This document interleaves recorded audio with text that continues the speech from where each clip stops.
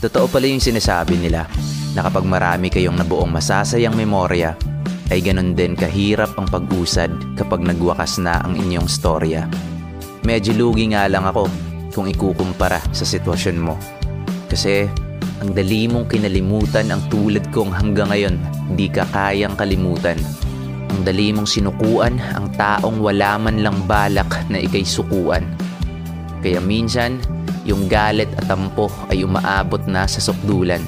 Kung ang gusto mo lang pala ay sakitan, di sana hinamon mo na lamang ako ng suntukan.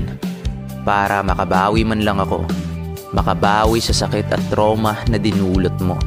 Pero sana huwag mong mamasamain ang tinta na pumapatak ngayon sa aking pluma. Sapagkat masasayang alaala natin ay di yun naluluma at sariwa pa rin sa aking memorya. Kaya sa mga lugar at pasyalan natin dati, palagi pa rin akong pumupunta.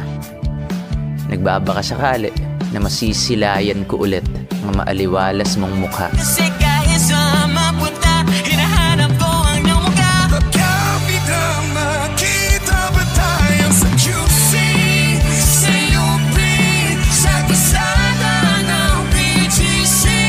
Pagkalipas ng ilang taon, makikita mo walang ginawan. Tuesday, year 2025.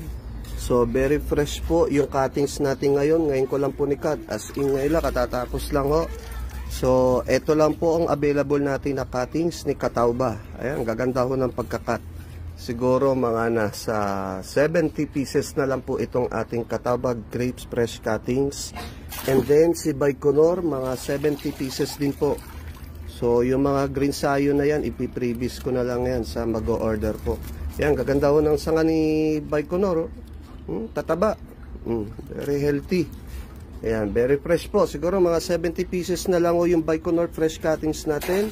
And Catawba, 70 pieces na lang din po. So, PM or call 0947-815-4699 or message nyo lang po ako sa messenger.